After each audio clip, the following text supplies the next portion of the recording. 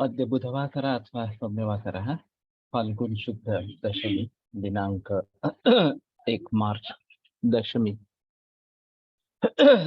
दिनांक 1 मार्च 2023 चरक चिकित्सा स्थान अध्याय 1 वाजीकरण शंखं चक्रं जलकान्दतमृतघटं चारुदोर्भिश्चतुर्भिः सूक्ष्मस्वच्छातिरुद्याशुकपरिविलसन् मौलिमम्भोजनेतरं कालाम्भोदोज्ज्वलाङ्गं कटितटविलसच्चारुपीताम्बराढ्यं वन्दे धन्वन्तरिं निखिलगगनप्रौढदावाग्निलीलम् प्रौढदावाग्निलीलम् ब्रह्मणो हि समारब्धामाश्रेयाद्येषु पूजिताम् अस्मदाचार्यपर्यन्तां वन्दे गुरुपरम्पराम् आयुर्वेदरतं वन्दे माधवाख्यं महागुरुम् आयुर्वेदामृतं सर्वं शिष्येभ्यो यः प्रदत्तवान् द्रष्टाज्ञानी दुष्टकर्मा कृतकर्मा तथैव च अध्यापको विश्वश्रेष्ठो महान् संशोधकस्तथा गुणैरेतैः समुदितैः यत्कार्यं ततनोदितः समृद्ध्यर्थं हि कार्यस्य वयं नु प्रयतामहे सरस्वत्यै नमो यस्याः प्रसादात् पुण्यकर्मभिः बुद्धिदर्पणसङ्क्रान्तं जगदध्यक्षमीक्षते आत्रेयं प्रथमं वन्दे आयुर्वेदजगद्गुरुम् आयुर्वेदामृतं सर्वं गृहीत्वा हि सुरेश्वरात् अग्निवेशादिकेभ्यो यत् प्रेच्छत् मुनिसत्तमः प्रथमं तन्त्रकर्तारम् अग्निवेशं नमाम्यहम्।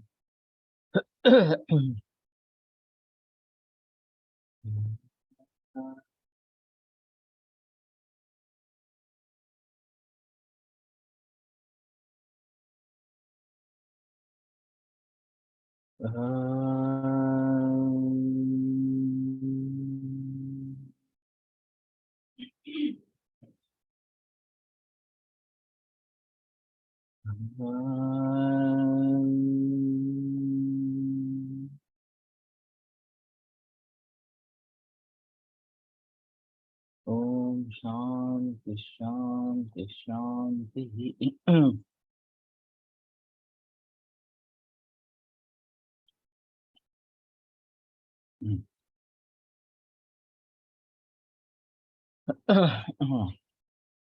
प्रभूत शाखा शाखीव येन चैत्य यथामान भवत्यर्चो बहुमतः प्रजानां सुबहुत प्रजा। तो सुबहु प्रजा की प्रशंसा यहाँ पे काफी मात्रा में की गई है और पुराने जमाने के हिसाब से ये तो ठीक था। और 9 9 10 10 बच्चे पूरे जन्म में इस प्रकार के होते थे। अभी एक भी नहीं चाहिए, ज्यादा से ज्यादा एक और शिकस्त, हाँ, और दो, ये इस प्रकार का अभी जमाना है। तो उसके कुछ फायदे हैं, कुछ नुकसान है, दोनों तरीके से देखा जाता है। लेकिन जिस रफ्तार से ये जनसंख्या बढ़ रही है, भारत की विशेषता, तो उसके बारे में थोड़ा सोचना इस प्रकार से पड़ेगा। और इतने सारे लोगों को सुविधाएं दे सकना, ये काफी मुश्किल मामला इस प्रकार का हो जाता है। संतान मूलम येनेह प्रेत्य च आनंत्यमश्नुते विशश्रियं बलम पुष्टिम वाजीकरणमेव। तो संतान जिसका मूल कारण है, इस प्रकार का यश श्री बल पुष्टि जिसके प्राप्त होता है, और प्रेत्य च अनंत्यम, परलोक में अनंतत्व, इस प्रकार का अनंत्यम एवं अनंत्यम दीर्घ संतानताम इत्यर्थः। तो जिसका अंत नहीं है, इस प्रकार का। और यशस्वी बल पुष्टि ये सब इससे प्राप्त होता है। तो ये एक अहम मुद्दा इस प्रकार का है कि सुप्रजा निर्माण हो जाए। ये एक महत्वपूर्ण बात है। तो वैसे बच्चे काफी पैदा हो सकते हैं, लेकिन वो अगर सुप्रजा नहीं है तो पूरे समाज को उससे नुकसान होता है। द्रुपत्यंकुलांगारो कोष्ठे जातम महत्यपि, ये वाग्भट में लिखा है कि द्रुपत्य अगर है तो कुलांगार है इस प्रकार से। तो वाजीकरण का ये अर्थ जो है यशस्वी बलम पुष्टिम, ये काफी महत्वपूर्ण है कि वाजीकरण औषध से सेवन से उत्पन्न हुआ जो पुत्र है वो यशस्वी बल पुष्टि ये सब देने वाला इस प्रकार का है। तो यश और श्री ये दोनों इसके ऊपर निर्भर इस प्रकार के हैं, और बल पुष्टि खुद की इस प्रकार की रहेगी। तो इस सभी को वाजीकरण इस प्रकार से कहते हैं। और इसलिए जब इनफर्टिलिटी के केसेस आते हैं, चाहे फीमेल में प्रॉब्लम हो मेल में प्रॉब्लम हो, तो मैं बताता हूँ दोनों को चिकित्सा करना जरूरी है। केवल एक की चिकित्सा से काम नहीं होगा क्योंकि आपत्ति दोनों का है इस प्रकार। तो पुरुष कहता है मेरा तो सीमेन बिल्कुल नॉर्मल है, तो मुझे ट्रीटमेंट लेने की क्या जरूरत। तो मैं बताता रहता हूँ कि केवल नॉर्मल होना ये नहीं उसमें गुण संपन्नता होना ये जरूरी है, और सुप्रजा निर्माण होना ये भी बात जरूरी इस प्रकार की है। अभी इसके ऊपर हम ज्यादा जिक्र करेंगे, खास करके वैद्यों में तो ये होना जरूरी इस प्रकार का रहेगा। तो फिर हम रिश्तेदार मरीजों में ये बात कह सकते हैं, और फिर आगे चलकर इसके बारे में पूरे समाज में परिवर्तन आ सकता है इस प्रकार से। स्वस्थस्योर्जस्करं त्वेतद्विधेयं प्रोक्तम औषधम विविधम प्रोक्तम औषधम यद व्याधि निर्घातकरम वक्ष्यते तच्चिकित्सित। तो स्वस्थ की ऊर्जा बढ़ाने वाला ये जो दो प्रकार का औषध है, ये अभी में यहाँ पे बताया, रसायन और वाजीकरण। व्याधि निर्घातकर जो है रोग प्रशमन करने वाला, वो तो चिकित्सा स्थान में बताते हैं। तो अभी ये चिकित्सा स्थान का ही पहला अध्याय है वो चिकित्सा स्थान में बताते हैं। तो इसका एक मतलब हम आगे बताते हैं इस प्रकार से। नहीं तो ये भाई बात हो सकती है कि ये रसायनबाजी को अलग किया गया था, शायद ये एक अलग इस प्रकार का स्थान बना, और बाद में चिकित्सा स्थान में रोग के बारे में जानकारी दी गई, उसकी आवश्यक बताया गया। चिकित्सितार्थः एतावान् विकाराणां यदौषधं रसायनविधिश्चाग्रे वाजीकरणमेव च। तो चिकित्सितार्थ ये है कि विकाराणाम यद औषधम, रोगों के लिए औषध है, रसायन विधिश्चाग्रे वाजीकरणमेव च, और फिर आगे रसायन विधि और वाजीकरण ये भी बताते हैं। ननु रसायनवाजीकरणे अपि ज्वरादिचिकित्सिते एव तत्किं विशिष्य उच्यते वक्ष्यते तच्चिकित्सिते इत्याह चिकित्सितार्थ इत्याह। सत्यं रसायनवाजीकरणं च ज्वरादिव्याधिहरत्वात् चिकित्सितशब्देन उच्यते इत्यर्थः। अथ व्याधिहरत्वात् चिकित्स्यते वक्तव्यत्वाच्च रसायनवाजीकरणे क्वनु वक्तव्ये इति आह रसायनविद्यादि। विधिः विधानं रसायनविधानं रसायनाभिधानम् इत्यर्थः। अग्रे च अनन्तरं वाजीकरणम् अग्रे च अभिधास्यते इति शेषः। तो ये चिकित्सितार्थ है इस प्रकार से। और जो विकारों का औषध, तो रसायन वाजीकरण भी रोगों के औषध है, लेकिन फिर भी उनको पहले बता दिया, ये एक अहम मुद्दा है। वैसे वाग्भट में रसायन वाजीकरण अंत में आते हैं, उत्तर स्थान में आते हैं, सुश्रुत में और जगह आते हैं। तो चिकित्सा स्थान में इनका निर्देश नहीं किया गया। चरक की खासियत रही कि चिकित्सा स्थान में निर्देश किया, और ये सामने होते हुए भी वाग्भट में उसको उत्तर स्थान में स्थान दिया गया। तो ये समझने का तरीका है मैं उसी चीज को किस प्रकार से समझ लेता हूँ, उसके आधार पर ये बात स्पष्ट होगी। अब नई संहिता जो बनेगी इसमें मेरा सुझाव चरक के अनुसार इस प्रकार का है कि रसायन बाजीकरण के बारे में लिखेंगे। ये जो इंफॉर्मेशन है तो लोगों को लेनी ही है चरक सुश्रुत वाग्भट से। लेकिन प्राय शब्दों विशेषार्थो उभयम ही उभयार्थक हो, तो उसका ज्यादा इलेबोरेशन इसके बारे में होगा। और जैसे मैंने हार्मोन्स की बात की, और वाजीकरण चिकित्सा हार्मोनल इम्बैलेंस के लिए ज्यादा अच्छी काम करेगी, ऐसा जो सुझाव है उसके बारे में ज्यादा जिक्र इस प्रकार से होगी। और रोगों में रसायन वाजीकरण का प्रयोग कहाँ कहाँ पे कैसे करना है, ये भी बात हो सकती है। और स्वास्थ्य के लिए, स्वास्थ्य बढ़ाने हेतु रसायन वाजीकरण कैसे उपयुक्त है, ये भी बात हो सकती है। अभेषजमिति ज्ञेयं विपरीतं यदौषधात् तदसेव्यं निषेव्यं तु प्रवक्ष्यामि यदौषधम्। तो जो औषध से विपरीत इस प्रकार का है वो अभेषज इस प्रकार का है, और उसका सेवन नहीं करना है। निषेव्यं तु तो प्रवक्ष्यामि यदौषधम्, जो औषध मैं बता रहा हूँ उसका सेवन करना है। इकडचं नाही बोललो, उघडू का? पण सुश्रुत कुठे गेला?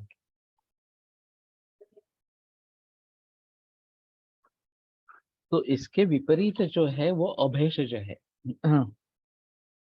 और अभी आधुनिक वैद्य तो पूरा अभेषज इस प्रकार का हो जाएगा।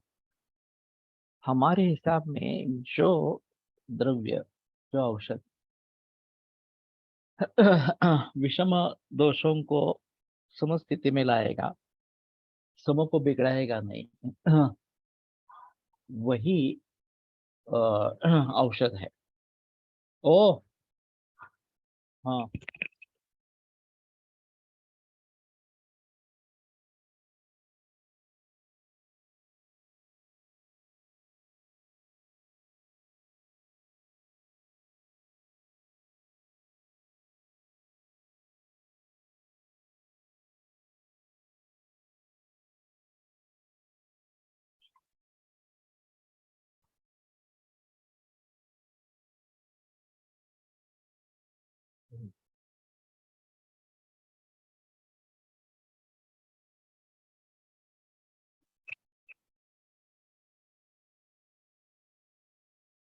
अभी मॉडर्न मेडिसिन में सिम्टोमेटिक रिलीफ को ट्रीटमेंट माना गया, और फिर इससे सभी से दोष वैश्य में नया निर्माण हो रहा है, साइड इफेक्ट्स है। तो ये शुद्ध चिकित्सा है ही नहीं, तो ये अभिशेष कैटेगरी में डाला जाएगा। क्योंकि एक तो मूल रूप से दोष साम्य भी प्रस्थापित नहीं कर रहा, रोग को पूरी तरीके से ठीक नहीं कर रहा, बल्कि दूसरी तरफ रोगों को निर्माण कर रहा है, दोष वैषम्य निर्माण कर रहा है दूसरे तरीके का। तो ये अभिशेष है और उसका सेवन नहीं करना है। तो जो मैं आगे बताता हूँ, परोक्षामि अधौषधम, उसी का सेवन करना है, और ये नहीं लेना है इस प्रकार से। तो आधुनिक वैद्य पूरा हमारे लिए असेव्य इस प्रकार का है, लेकिन पूरा विश्व इसका सेवन कर रहा है। चंद लोग ऐसे हैं कि जो निश्चय कर लेते हैं मैं एलोपैथी नहीं लूंगा इस प्रकार से, और निभाते भी है इस प्रकार से। लेकिन ये इतने कम है, दरिया में खसखस जैसा, इतने कम लोग हैं कि उनसे कुछ समाज को ज्यादा फर्क नहीं पड़ता। जैसे वैद्यों की संख्या बढ़ेगी, आयुर्वेद का प्रचार प्रसार होगा और लोगों को उनमें विश्वास होगा, तो ये धीरे धीरे समाज आयुर्वेद की तरफ आकृष्ट होता जाएगा। और फिर एलोपैथी का प्रभाव कम हो जाएगा। लेकिन इसको भी काफी समय लगने वाला है, ये तो आसानी से या तुरंत होने वाली बात इस प्रकार की नहीं है। लेकिन खाली पेशेंट अलावा इसके लिए चाहिए कि हम भली भांति आयुर्वेद सीखते रहे, प्रैक्टिस करते रहे, तो वैद्यों की संख्या बढ़ेगी। अच्छे प्रैक्टिशनर वैद्यों की संख्या बढ़ती है तो समाज में परिवर्तन अपने आप आ जाएगा, और कुछ करने की जरूरत नहीं। दुर्दैव से इसके बारे में ज्यादा बहस नहीं की जाती इस प्रकार से, और ये मार्ग आसान नहीं है। इसमें काफी हमें प्रयास करने पड़ेंगे, जी लगाना पड़ेगा, तभी ये बात हो पाएगी। और इसलिए मेरा प्रयास तो निरंतर चलता आ रहा है कि इस प्रकार का करते रहे। रसायनानां द्विविधं प्रयोगं ऋषयो विदुः कुटिप्रावेशिकं चैव वातातपिकं विवक्षति। तो रसायन का दो प्रकार का प्रयोग ऋषि जानते हैं, एक कुटी प्रावेशिक और दूसरा वातातपिक। कुटी प्रावेशिक में एक कुटी में जाकर आपको रहना है, और वातातपिक जो है आप जैसे हम रहते हैं उस प्रकार से रहते हुए भी सेवन कर सकते हैं। कुटी प्रावेशिक आदौ विधि समुपदेक्षते। तो कुटी प्रावेशिक का विधि अभी बताते हैं। तो ये कुटी प्रावेशिक अभी नांदेड़ के नजदीक ये उत्तरवार करके वैद्य ने बनाया है, और नांदेड़ से करीबन 20-30 किलोमीटर इतना ही है। बहुत बड़ी लागत है, 42 कोटी उसने खर्च किए हैं इस प्रकार से। अदा आठवले वरदानंद भारती, इनका सुझाव था, ये उनके छात्र रहे, बार बार उन्हें टोका कि तुम ये कुटी प्रवेशिक बनाओ, कुटी प्रवेशिक बनाओ, इस प्रकार से। तो अंतिमतः जाकर उसने ये कर लिया। अभी विदेशों से दो लोग वहां पे आने वाले हैं, 1 लाख रुपए प्रतिदिन इस प्रकार का उसका खर्च आएगा, और 21 दिन करना है वगैरह वगैरह इस प्रकार से। तो जो भी उसने बनाया है वो काफी महत्वपूर्ण इस प्रकार का है, देखने लायक इस प्रकार का है। अब जब शुरू होगा वाता और आतप, इन दोनों के संपर्क में रहने से वातातपिक इस प्रकार से। तो धूप में भी टहलना, वायु का भी सेवन करना, और ये करते करते रसायन सेवन करना, इसलिए वातातपिक इस प्रकार का कहा गया। नृपवैद्य द्विजातीनां साधूनां पुण्यकर्मणां निर्वासे निर्भय शस्त्रे प्राप्त्योपकरणे पुरे। तो नगर ऐसा होना चाहिए कि नृपवैद्य द्विजाति, ये साधु पुण्य कर्म करने वाले, जिनका निवास जहाँ पे हो, निर्भय है, शस्त्र और प्राप्त उपकरण उपकरण सभी वहाँ पे मौजूद हो। ऋषि पूर्वोत्तरस्यांच्या शुभमो कारयत होती। तो पूर्वोत्तर से ये ईशान्य दिशा होगी, नहीं तो पूर्व और उत्तर दोनों भी ले सकते हैं, लेकिन पूर्वोत्तर का मतलब शायद ईशान्य दिशा ही होगी।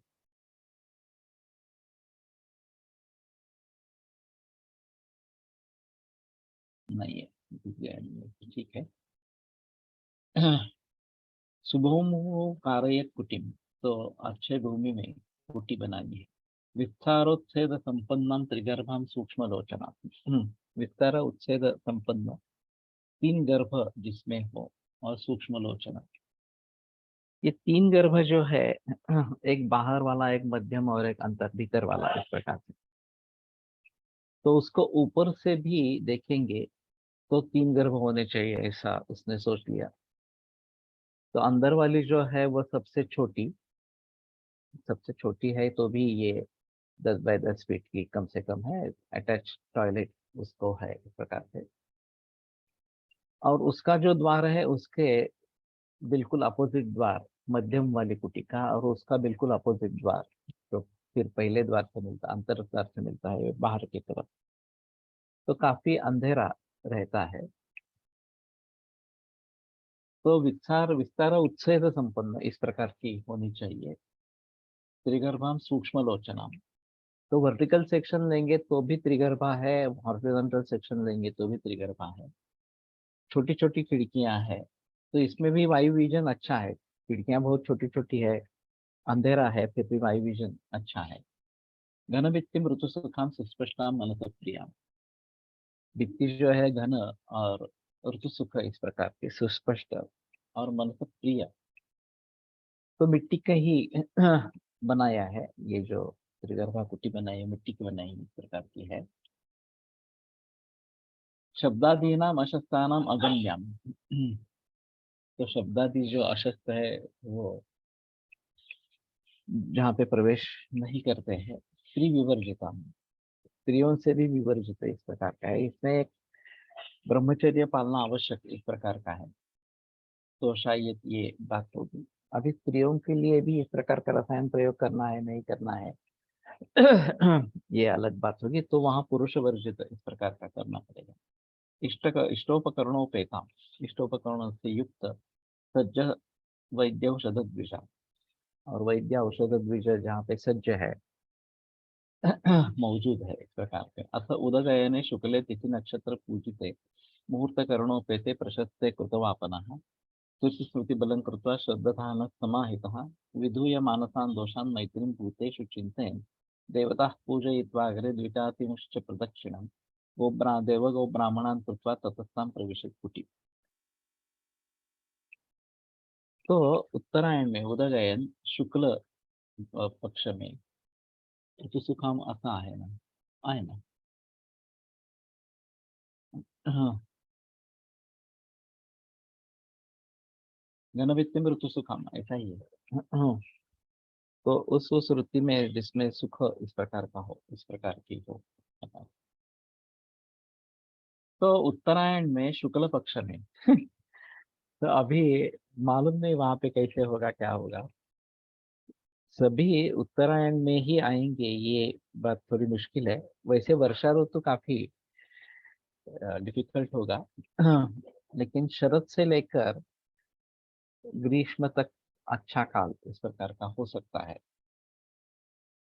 शुक्ल पक्षे तिथि नक्षत्र पूजित है, तिथि और नक्षत्र ये दोनों अच्छे पूजित है इस प्रकार का है। मुहूर्त करणों पे थे, और मुहूर्त और करण से उपयुक्त युक्त प्रशस्त कृतवापन, ये प्रशस्त होने चाहिए। कृतवापन तो बाल पूरे काट के इस प्रकार से दुष्टिस्मृति बलन कृत्वा, दुष्टिस्मृति इन दोनों का बल करके श्रद्धानः समाहितः। मग घनभित्ति ने वृत्ति में ऐसा अर्थ मृत्तिकेचा लेप ऐसा होता था। पुराने जमाने तो मृत्तिका ही थी। ये जो इष्टिका जो बताते हैं, वीट इस प्रकार के या ब्रिक्स, इसके दो तरीके शायद उस जमाने में भी होंगे। पिलूपाकवाद और पृथक पाकवाद कहते समय ये ईट भट्टी का उदाहरण दिया जाता है।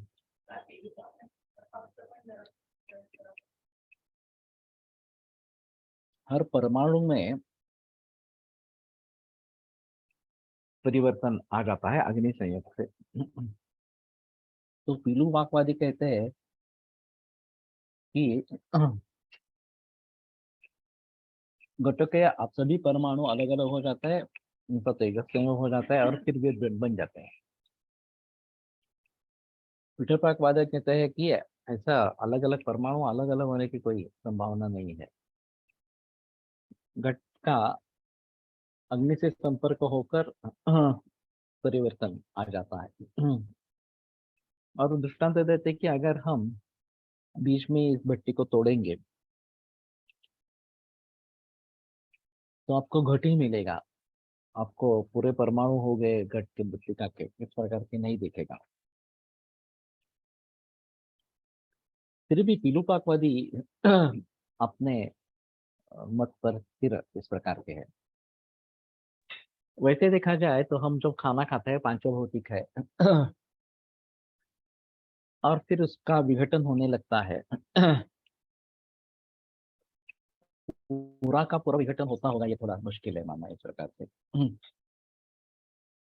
और फिर कुछ लेवल तक ये विघटन हो जाता है, और फिर सिंथेसिस होना आरंभ होता है, फिर से परमाणु रेणु चूणुक तरीके से इकट्ठा आते हैं और शारीर भाव उससे बनते हैं।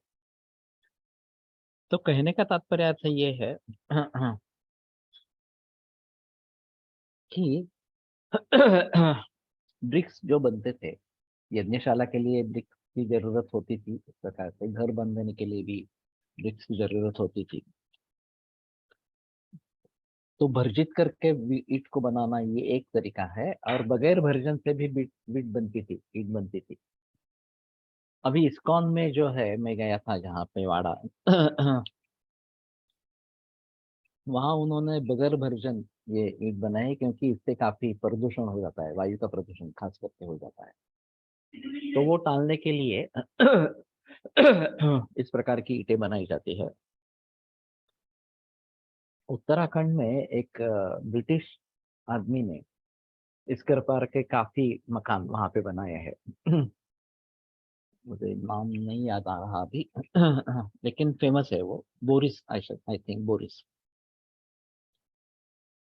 तो वहीं सभी जगह प्रचलन इस प्रकार का उस ईंट का है जिसमें भर्जन नहीं किया जाता, फिर भी अच्छी रहती है। हाँ।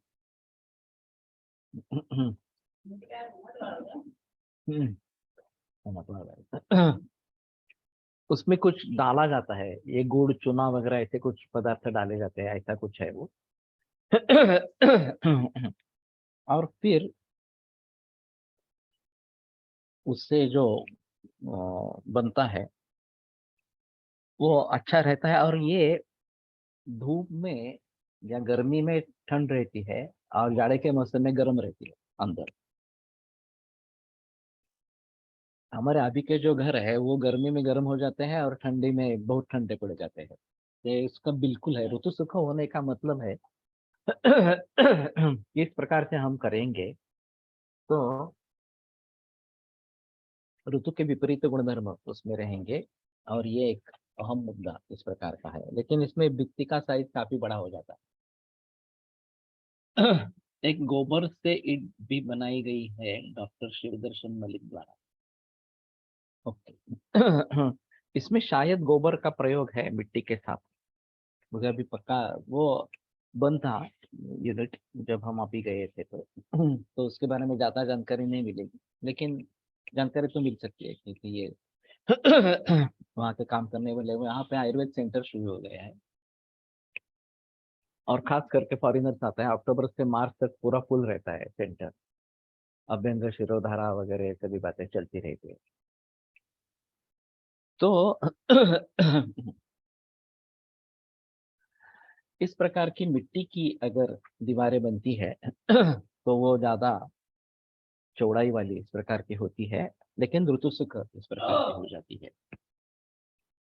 तो वास्तव में यही करना उचित इस प्रकार का है। मैंने कोकण में सोचा था, लेकिन कोकण में जांबा दगड़ है जो नेचुरल है, उसका तो प्रयोग हो सकता है। लेकिन मैं सीमेंट का प्रयोग नहीं करना चाहता था, वो नहीं हो पाया। अ, उतना समय देना और ये सब करना ये पॉसिबल नहीं हुआ इस प्रकार से। तो धृति स्मृति बलं कृत्वा, धृति और स्मृति इसका बल करके, तो डट के हमें करना ही है इस प्रकार से। श्रद्धाधाना समाहिता, उसकी श्रद्धा होनी चाहिए, पूरा ध्यान उसी के तरफ दिया गया है। विधूय मानसान दोषान मैत्री भूतेषु चिंत, मानस दोष जो है काम क्रोध आदि उनको दूर करके, और सभी जीवों के लिए मैत्री इस प्रकार के धारण करते हुए देवता पूजयित्वा अग्रे द्विजातिंश्च प्रदक्षिणम देवगो ब्राह्मणान कृत्वा। तो शुरू में देवताओं का पूजन करना है, द्विजाति का भी पूजन इस प्रकार का करना है, सत्कार करना है। विधियो मानस यानी विधियो यानी कि दूर करना। विधेय मानसान दोषान ये अलग करना है। तो विधेय का मतलब दूर करना, मानस दोषों को दूर करके ये सब करना है इस प्रकार से। तो चिंता क्रोधादि जो भाव है उनसे दूर होकर ये करना है। देवगो ब्राह्मणान प्रदक्षिणं कृत्वा, देवगो ब्राह्मण इनको प्रदक्षिणा करके ततस्ताम प्रविश कुटी, फिर उस कुटी में प्रवेश करना है। अभी उत्तरवार करने वाले हैं नहीं करने वाले हैं मुझे पता नहीं है। इन सभी चीजों को लेकिन करने वाला होगा। मैंने कहा कि हम एक बार फिर से तुम्हारे साथ ये पढ़ेंगे कुटी प्रावेशिक रसायन के बारे में। तो वो भी तैयार हुए, लेकिन मुझे उस समय में समय नहीं था। तो कुछ छोटी छोटी चीजें जो शायद मिस हो सकती है वो हमें देखनी चाहिए इस प्रकार से। तस्यां संशोधने शुद्धा सुखी जातबल पुनः रसायनम प्रयुंजेत तत्प्रवक्ष्यामि शोध। और इसमें संशोधन से शुद्ध होकर सुखी और जातबल जब हो जाएगा तो रसायन का प्रयोग करना है। तो ये शोधन जो है वो मैं बताता हूँ।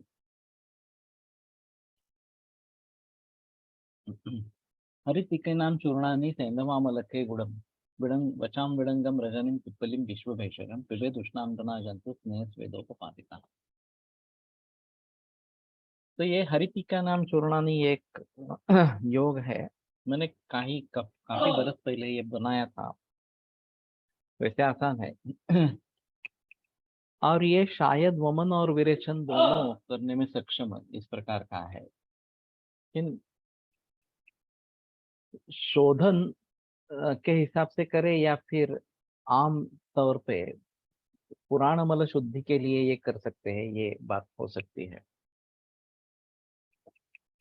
तो हरितिकी का चूर्ण सैंधव अमलक गुड़ वचा विडंग रजनी पिपली विश्वपेश, इन सभी का चूर्ण बनाना है। पिबेद उष्णाम मुना जंतु स्नेह स्वेदोपपातिता, स्नेहन स्वेदन करके ये गर्म पानी के साथ लेना है। तेन शुद्ध शरीर आय, तो इससे शरीर शुद्ध होने पर कुछ संसर्जनाय च, और संसर्जन क्रम होने के बाद त्रिरात्र यावकन दत्त्यात पंचाहम वापिस अर्पिशा, तो 3 रात्र या 5 दिन यवान न देना है सर्पिशा गर्भवृत के साथ। सप्ताह व पुराण से यावत शुद्धस्तु वर्चसा, या सप्ताह लेना है जब तक पुराण मल सभी निकल नहीं जाए।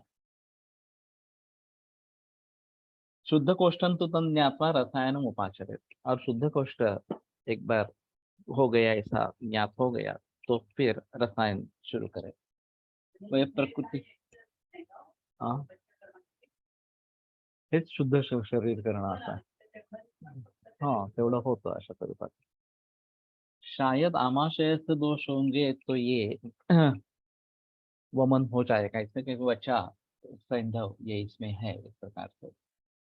विरेचन तो होगा, हरित की चूर्ण है।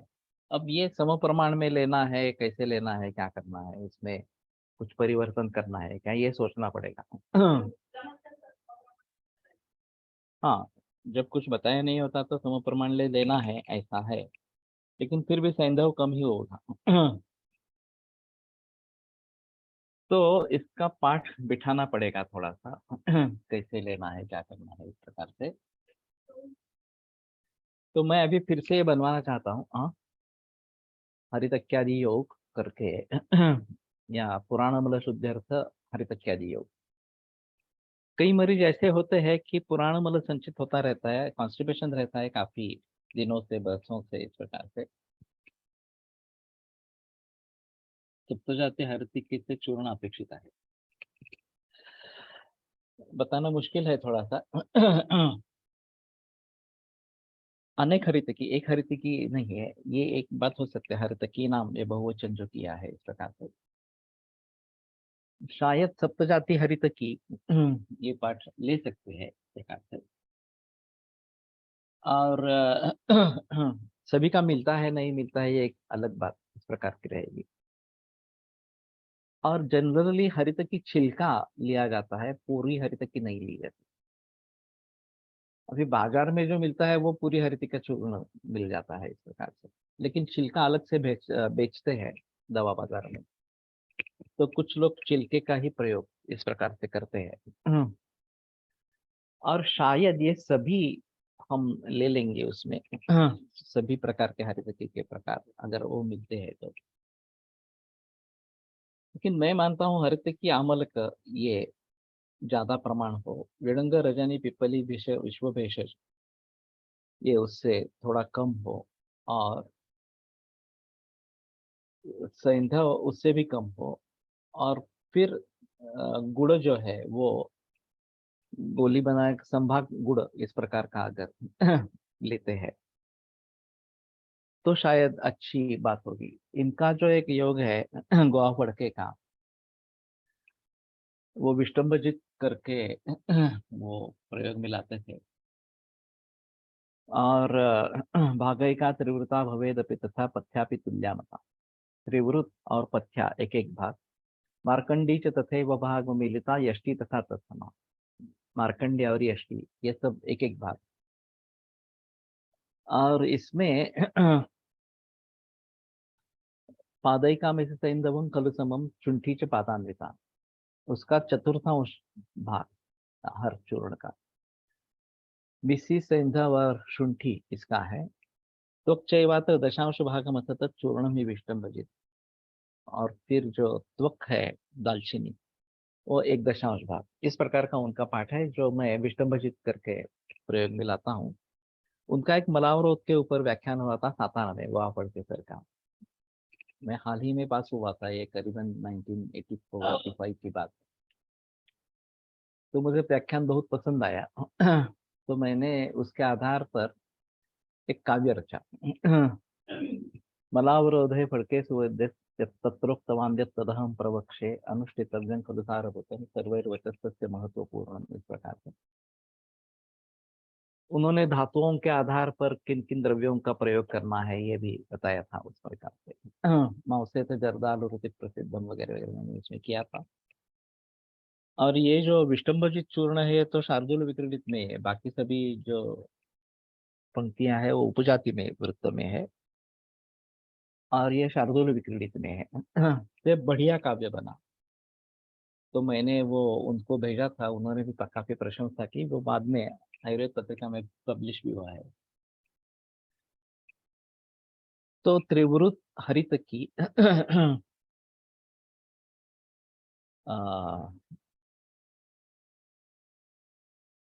मार्कंडी और यष्टि, ये सब एक एक भाग। सोनामुखी मार्कंडी जो है वो और शुंठी, सैंधव और मिसी, ये बड़ी शेप, ये चतुर्थांश एक चतुर्थांश भाग, और 1 दशांश भाग दालचीनी। इस प्रकार से चूर्ण बनाना है और प्रयोग करना है। तो अभी मुझे लगता है कि ये भी पाठ अच्छा है। हर्त की अमलक, ये एक एक भाग इस प्रकार से ले लेंगे। वचा विडंग रजनी पिप्पली विश्वभेषज, ये चौथाई चौथाई भाग ले लेंगे। सैंधव उतना ले लेंगे, नहीं तो थोड़ा कम ले लेंगे इससे। इन सभी के बराबर गुड़ ले लेंगे। तो 100 ग्राम अगर ये ले लेंगे, हरित की और अमलक। वचा विडंगा रजनी पिप्पली विश्वभेषज 25-25 ग्राम इस प्रकार से। और सैंधव 10 ग्राम या 15 ग्राम, ये इस प्रकार से। और गुड़ जो है वो 200 और ये 125, 1 2 3 4 5, तो 225 ग्राम ये पूरा हो जाएगा। 225 या 235 इस प्रकार। नहीं, बघूया ना, त्या माहिती नाही आता काय। और उतना ही गुड़। तो ये करीबन 450 ग्राम बनेगा गुड़ के साथ इस प्रकार से। और की मात्रा जो है वो डिसाइड करेंगे कि 10 ग्राम, 15 ग्राम, 20 ग्राम इस प्रकार की मात्रा इस गुड़ की रहेगी। तो ये अच्छा योग बनेगा इस प्रकार से। और पुराण मतलब शोधन के लिए अच्छा है इस प्रकार से। और ये यवान्न की बात कही गई है। तो यवान्न घी के साथ ये देना उचित इस प्रकार का रहेगा। तो जव का चूर्ण बना के घी में भ्रुष्ट करके घी ज्यादा ही डालना है इस प्रकार से। और उसको थोड़ा सा पतला बना के उसको पका के उसमें घी डाल के वो द्रव स्वरूप में ले सकते हैं। तो यव गोधूमय और उभयो हो तद हित कल्पना में जो बात कही जाती है। तो ये भी मैं सोच रहा हूँ, अभी हुआ नहीं है योग के। यहाँ बार्ली ले लेना इस प्रकार से और उसका चूर्ण का प्रयोग करना, ये भी एक बात बताई गई है। तो शायद कुछ लोगों का कहना है कि बार्ली का ही प्रयोग करना है इस प्रकार से। और सतुषय जो मिलते हैं उसका भी चूर्ण कुछ लोग बताते हैं। मैं आज तक तो वही प्रयोग करता आ रहा हूँ। तो इस प्रकार से यवान अगर देते हैं उसमें काफी निर्बंध है यवान के लिए। 2 बार नहीं खाना है, एक ही बार खाना है, इस प्रकार से। दांतों से चर्वण उसका नहीं करना है, ये भी बात बताई गई है। ज्यादा भी नहीं खाना है, ये भी बात बताई गई है। तो इन सभी नियमों को ध्यान में रखते हुए पहले मुझे लगता है कि लंघन पाचन ये चिकित्सा होनी चाहिए। जब भूख लगे, जितनी भूख लगे उतना ही खाना खाए, और शायद यौवन का घी के साथ प्रयोग करें। और फिर ये कंडीशन आने पर कि शोधन, पुराण बल का शोधन करना है, तो ये बात कर सकेंगे हरिश्चंद्र चरणानी वगैरह वगैरह जो है वो। और पुराण मल एक बार निकल जाए तो जो हम रसायन के स्वरूप में औषध देंगे, दूध वगैरह देंगे, तो उसको अच्छी तरीके से पचन होकर धातुओं का निर्माण और जो नया मल निर्माण होगा वो भी अच्छा। अपन काय वापरतो ये वो मैं अभी तो ये चतुष्व प्रयोग कर पा रहा हूँ, लेकिन कुछ लोगों का कहना है कि बार्ली ही लेना है, और उसका मिलती भी है बार्ली इस प्रकार से। तो रेफरेंस भेजा था आतिश ने। उसने शायद ये मुझे भेजी भी थी बार्ली, लेकिन फिर से एक बार देखना पड़ेगा इसके बारे में। तो शुद्ध कोष्ठन तो तज्ञात्मा रसायन उपाचरित। हाँ है। शायद जैसे वमन करने के लिए कफम उत्क्लिष्ट तत्करे ही, उसका उत्क्लेश करके उसको बढ़ाना है और फिर बाहर निकालना है, उसी प्रकार से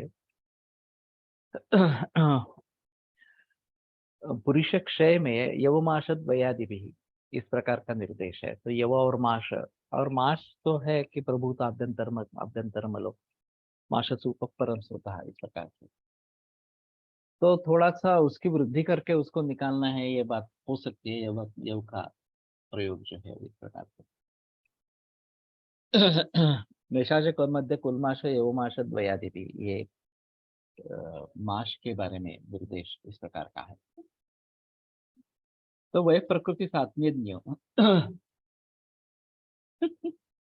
मैं हिंदी में ही कर रहा हूँ,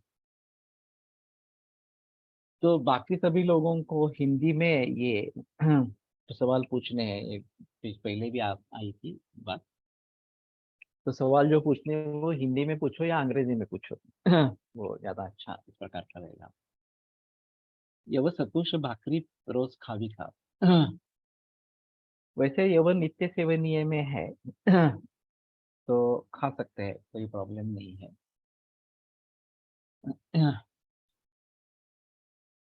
भाकरी होते, लेकिन भाकरी को चबा के खाना है, यव को चबा के नहीं खाना है। ये जो बात बताई गई है कि चबाना अपेक्षित नहीं, भाकरी वैसे अच्छी नहीं बनती है यव की, बहुत भगरा भगरा इस प्रकार के होते हैं, रूक्ष होती है ज्यादा। हाँ, लेकिन चालनी का प्रयोग अच्छे तरीके से करना है। और इसमें थोड़ा ज्वार का आटा डालते हैं तो भाकरी अच्छी बनती है। ये उसकी ये भी बनाई है, खाकरा भी बनाई है गेहूं का। सरोविद वातकृत वहा। तो यह सर और विडवातकृत इस प्रकार का है, और गोधूम जो है वो वातजित इस प्रकार का है। स्वादुर्गुरुश्च गोधूम वातजित वातकृत वहा। स्वादु और गुरु होने के बावजूद गोधूम जो है वो वातजित है, और यव जो है वो वातकृत है। तो विचित्र प्रत्यारब्ध द्रव्यों के बारे में ये उदाहरण दिया जाता है। यावकम शुक धान्य नाम, नहीं ये यावक अलग है। तो यवक के बारे में यवान में जो बताते हैं, यावक या का मतलब यहाँ से यवक से बना, यही है। और जो क्षुद्र धान्यों में यावक है वो अलग इस प्रकार का रहेगा, वो नहीं लेना है।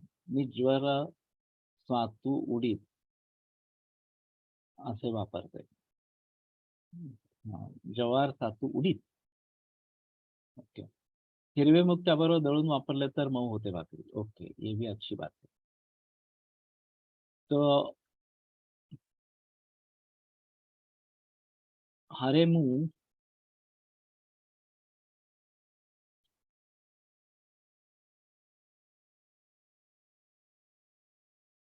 या फिर ज्वार और उड़द दाल, इसके साथ अगर पीस लेते हैं तो भाकरी बनती है.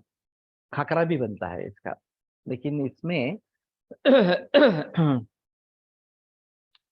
ये गेहूं का आटा या फिर ये आटा थोड़ा डालना पड़ता है. पूरे यव का खाकरा नहीं बनता. लेकिन मनीषा हमारे ग्रुप में है उस वक्त, तो वो बनाती है इस प्रकार की खाकरा. मनीषा उस वक्त में मनीषा नहा तो वो खाकरा इस प्रकार की बनाती है. तो ये अच्छा इस प्रकार का रहेगा. तो वह प्रकृति सात्म्य यौगिकम यस्य यद्भव. तो जिस आदमी के लिए जो यौगिक होगा वो उसको प्रेम मिलाए. अब त्रिगर्भा क्यों है और इतना अंधेरा क्यों है? तो त्रिगर्भा योनि इस प्रकार की बनाई जाती है, बताई जाती है. और गर्भ उसमें निवास करता है. तो ये जैसे पुनर्जन्म जैसा है कि सभी धातुओं का फिर से निर्माण इस प्रकार का होगा और प्रशस्त धातु निर्माण होंगे. वहाँ मध्य प्रदेश में एक व्यक्ति है छिंदवाड़ा में कि जो इस प्रकार के अंधेरे में मरीजों को रखते हैं, कैंसर मरीजों को खास करके, और फिर ट्रीटमेंट देते हैं. तो अभी मैंने सुना कि उसका ज्यादा प्रचलन नहीं है. शुरू के स्थिति में वो अच्छा चल रहा था, लेकिन जब से उसने पैसा लेना शुरू कर दिया तो ये कम हो गया है इस प्रकार से. मैं जाना चाहता था लेकिन जा नहीं पाया. जबलपुर से मैं जब इनको मिलने के लिए गया था आचार्य श्री को, तो ये छिंदवाड़ा बीच में था. लेकिन ये कितना दूर अंतर था कि वहां पहुंचना, उनसे मिलना, यही सबसे महत्वपूर्ण था. तो ये बात नहीं हो पाई. और फिर उन्होंने बताया कि उसका प्रचलन अभी काफी कम हो गया है इस प्रकार से. तो जा नहीं सका इस प्रकार से. It is helpful in weight loss to use यव. यव और यव से रुक्षता से मतलब कठिन नहीं होगा. ये तो ते घी के साथ लेना है ना. ये रुक्ष है, उसमें कोई संदेह की बात नहीं है. लेकिन अभी ओबेसिटी, डायबिटीज, इन दोनों को लेकर योग का अन्न ज्यादा अच्छा इस प्रकार का रहेगा. और अपतर्पण जाति का है तो इसके साथ में अगर संतर्पण करना है तो घी लेना ही है. वैसे तर्पण, इससे यव का तर्पण दे सकते हैं इसमें बाकी द्रव्य मिला के इस प्रकार से. मैं भी बीच में लेता था, वो बंद हो गया. घी, शहद, पानी इस प्रकार से डाल के मंथन करके यव लेना, इस प्रकार का एक सत्तु मंत्र इस प्रकार का बताया गया है. तो ये भी अच्छा इस प्रकार का था. तो इन बातों को समझकर करना है. केवल डायबिटीज के लिए लेना है, ओबेसिटी के लिए लेना है, ऐसी बात नहीं होनी चाहिए इस प्रकार से. तो वात बढ़ता है इससे, ये जाहिर है. तो वात न बढ़े इस प्रकार से अगर करेंगे तो ज्यादा अच्छा रहेगा. तो सर त्रिगर्भा का प्रणाम. मतलब ये है. हेलो. सर प्रणाम. हाँ. सर एक प्रश्न था मेरा कि जैसे चरक संहिता चिकित्सा स्थान में लिखा हुआ है कि जो डायबिटीज़ के रोगी हैं, प्रमेह के रोगी हैं, उनको जौ किसी भी रूप में दिया जा सकता है, जौ का आटा, जौ का सत्तू, इस तरीके से. और इनकी जो चिकित्सा बोली गई है प्रमेह की, हर तरीके के प्रमेह की चिकित्सा में उन्होंने संतर्पण ही कराना है ऐसा बोला है, चाहे आपका स्थूल प्रमेह ही हो चाहे कृश प्रमेह ही हो. तो संतर्पण कराने के लिए हम लोग देखते हैं कि जो मधुर रस होता है वो तर्पक होता है, तर्पण करता है. और जनरली हमारे मॉडर्न कॉन्सेप्ट के अकॉर्डिंग कि मधुर रस को वो बंद कर देते हैं कि मधुर रस यहाँ पे देना नहीं है। तो यहाँ पे जैसे हमने बोला कि जौ देना है या ज्वार देना है, या चरक संहिता में ये भी लिखा कि जो हम लोग जौ या गेहूं गाय भैंस या रुमिनेंट्स को खिलाते हैं, उनके गोबर में ये जो जब आता है जौ या गेहूं, तो उसको सुखा के उसका आटा निकाल के ऐसा जब हम किसी को उस आटे की रोटी वगैरह खिलाते हैं तो वो बेहतर काम करता है, ऐसा चरक संहिता में लिखा है। तो यहाँ पे एक चीज तो ये निकल के आती है कि जौ वगैरह या ज्वार वगैरह ये रुक्षता कारक द्रव्य दिए जा रहे हैं। साथ में चिकित्सा सिद्धांत के हिसाब से कह रहे हैं कि स्थूल प्रमेही में पहले संशोधन करा दें, फिर संतर्पण कर दें, उसके बाद कृष्ण प्रमेही में डायरेक्ट संतर्पण कर दें। तो ये इन्होंने ऐसा इसलिए भी लिखा कि ये बताते हैं कि अगर जो हम कृष्ण प्रमेही में डायरेक्ट हम अपतर्पण अगर करने लग जाएं या संशोधन करने लग जाएं तो उसमें वायु की वृद्धि हो जाएगी, और वायु की वृद्धि हो जाने के बाद में जो कफज प्रमेही है या पित्तज प्रमेही है वो वातज में कन्वर्ट होकर असाध्य की स्थिति पैदा हो जाएगी। इसलिए हम मतलब किसी भी प्रमेह के रोगी को अपतर्पण नहीं कराते हैं। अच्छा, फिर जैसे हमने यव दिया या जौ दिया और उससे तो संतर्पण होने से रहा, उससे तो संतर्पण नहीं होगा, तो चिकित्सा सिद्धांत हमारा थोड़ा वहाँ पे इस तरीके के आहार द्रव्यों के साथ में थोड़ा सा समझ में नहीं आता। लेकिन हाँ, अगर देखते हैं कि मधुर रस साथ में दें या घृत साथ में दें जो कि तर्पक है, जीवनीय द्रव्य के सारे द्रव्य जो हैं, जीवक ऋष्वक मेधा महामेधा काकोली क्षीर काकोली जीवंती मुलेठी, तो ये सब तर्पण का कार्य करेंगे। तो यहाँ पे इनमें से किसी एक द्रव्य का साथ में इंडिकेशन कर लेना उचित रहेगा।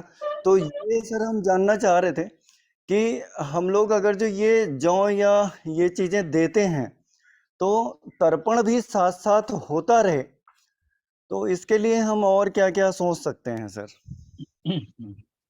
आप कौन बात कर रहे हैं? सर मैं डॉक्टर सरोज मिश्रा हूँ। अच्छा, जी सर। इसमें काफी अलग अलग मुद्दे हैं जिनको अच्छी तरीके से देखना है। हम प्रमेह और डायबिटीज में गलत करते हैं थोड़ा सा। अभी जो मरीज मिलते हैं वो डायबिटीज के मिलते हैं, उनको प्रमेह होगा ही ये बात नहीं कह सकते। प्रभुता विलंब उतरता ये जो प्रमेह का लक्षण बताया गया है वो सर किन इसमें रोगियों थोड़ा में सा मैं थोड़ा इंटरप्ट करूंगा और एक चीज़ और बोलना चाहूँगा कि जो अभी आपने कहा कि जो आजकल रोगी मिलते हैं जो कि डायबिटीज़ के रोगी मिलते हैं, एक्चुअली जो हम लोग आजकल रोगी देखते हैं जिनमें हमको ब्लड शुगर और यूरिन शुगर मिलता है, ऐसा देखते हैं, तो हम उनको सबको ये मान के चल देते हैं कि ये मधुमेह ही है। लेकिन 3 तरीके की कफज प्रमेह की स्थितियां ऐसी बनती हैं जहां पे यूरिन और ब्लड में शुगर की स्थिति रहती है। एक तो सांद्र प्रसाद में है, इच्छु बालिका में है, और एक में और है जिसको मैं भूल रहा हूँ। तो हम लोग ये समझ के कि ये वातज प्रमेही ही होगा, मधुमेह का रोगी ही होगा, और उसको असाध्य समझ के ट्रीट ना करें, तो इसलिए हमारा ट्रीटमेंट प्लान थोड़ा सा उल्टा चला जाता है। और अगर जो हम उनको कफज प्रमेही समझ के ठीक करें तो वो ठीक हो जाएगा इजीली, क्योंकि कफज प्रमेही में जो दूष्य प्रमेह के होते हैं वो 10 दूष्यों में से मेद धातु सबसे ज्यादा प्रभावित रहती है, और वहां पे मेद धातु की जो चिकित्सा होती है और कफ की चिकित्सा होती है वो कॉमन होती है, तो इजीली ठीक हो जाया करते हैं ऐसे प्रमेही। तो ये थोड़ा सा कि हम लोग कैसे देखें कि ये कोई मधुमेह का रोगी आया तो ये वातज प्रमेही ही होगा ऐसा समझ के हम उसको ट्रीट करें कि ना करें, ऐसा करके सर। काफी गलत है इसमें। ठीक है, बड़े व्याख्यान का विषय है। शायद तुम अगले सोमवार मुझे फिर से याद दिलाना, जी सर, जी तो सर। ये पूरा व्याख्यान उसी में चला जाएगा इस प्रकार से। जी सर। लेकिन बात ऐसी है कि एलोपैथी का निदान और आयुर्वेद की ट्रीटमेंट ये वास्तव में सही नहीं है। हमारा निदान होना चाहिए, हमारी चिकित्सा होनी चाहिए, ये सबसे अहम मुद्दा इस प्रकार का है। और हमारा निदान डायबिटीज के बारे में अलग भी हो सकता है, केवल ये शुगर को देखना है ये बात सही नहीं है इस प्रकार से। और ऊर्ध्वं च अधः तथा अधश्च मलेपनीते नेहेषु संतर्पणमेव कार्यम, ये जो सूत्र चरखाचार्य बताते हैं, तो ऊर्ध्वं च अधश्च मलेपनीते, ये करने के बाद, वमन और विरेचन करने के बाद महेशु संतर्पणमेव कार्यम, इस प्रकार की चिकित्सा बताई गई है। तो हमारे हिसाब में ये प्रमेह है या नहीं है, और फिर उसका कफज वातज पित्तज क्या है ये प्रकार, और अगर आनुवंशिकता नहीं है तो कफज में साध्य है। अभी जो मिलते हैं वो सभी आनुवंशिकता वाले ही मिलते हैं, बहुत ही रेयरली आनुवंशिकता का बिना इस प्रकार के मिलते हैं। तो वैसे भी हम जब प्रमेह चिकित्सा में जाएंगे तो उसके बारे में काफी बहस होगी अध्ययन के अनुसार। यहाँ पे यव का विषय चल रहा है, पुराण मल की शुद्धि के बारे में बता रहे हैं, और रसायन करने से पूर्व पुराण मल की शुद्धि हो जानी चाहिए, ये सबसे सबसे महत्वपूर्ण है, इसलिए यहाँ पे ये संदर्भ आया है। फिर भी हाँ, चाहते हैं सभी तो मैं अगले सोमवार को इसके बारे में मुझे फिर से याद दिलाना।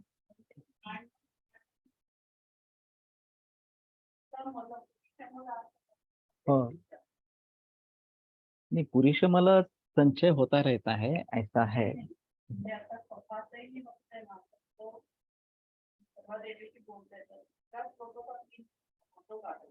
हम्म,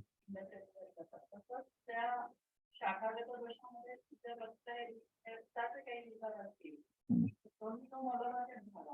हाँ, सच वो जो स्मृतक का है सच पापमोपदेश। अगर मल रूप है दोष भी तो वो भी निकल जाने चाहिए, ये एक बात इस प्रकार के रहेगी। तो ठीक है, इसके बारे में अगले सोमवार को बहस करेंगे। कल मुझे गुरुकुल में जाना है पढ़ाने के लिए, तो मुझे जल्दी निकलना पड़ेगा, तो कल का व्याख्यान तो नहीं होगा। और शुक्रवार को शायद कोशिश करते हैं, मुझे मालूम नहीं, कल मैं वापस क्लास में आऊँगा, आने की कोशिश करूँगा। लेकिन अभी बार बार ऐसा हो रहा है कि दूसरे दिन के अध्यापक जल्दी नहीं आए हैं वगैरह इस प्रकार की बात। तो मेरे वैसे मेरी क्लिनिक है शुक्रवार को, तो मुझे आना ही पड़ेगा, वो अलग बात इस प्रकार की रहेगी। लेकिन शायद अगर मैं परसों वापस आ जाता हूँ सुबह, तो परसों का भी लेक्चर नहीं होगा, तो मैं कल बता दूंगा परसों का लेक्चर होने वाला है नहीं होने वाला है। कल का तो नहीं होगा, कल सीधा यहाँ पे चला जाऊंगा। तो अभी यहीं पे रुकते हैं, और परसों या फिर रविवार को, शनिवार को आगे बढ़ते हैं। आयुर्वेद प्रकांडो निगदित इह हि शल्यतंत्र प्रधानः, शिष्येभ्यः शाश्वतोऽयं निखिलजनकृपा व्याप्तचित्तेन येन। आयुर्वेदस्य वाञ्छन् पुनरपि भुवने तां च सुष्ठु प्रतिष्ठां, श्रेष्ठं धन्वन्तरिं तं प्रणमति च सदा वैद्यवर्गो हि नूनम्, वैद्यवर्गो हि नूनम्।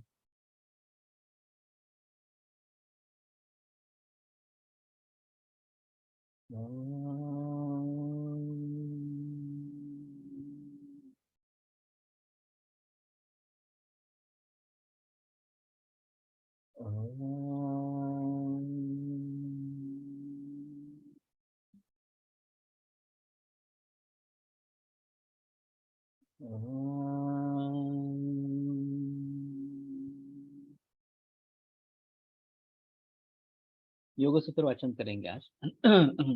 तो जिनको ज्वाइन होना है वो जरूर ज्वाइन हो। विरम्यते व्याख्यान व्यापारा श्वः परश्वः पुनरपि मिलिष्यामः।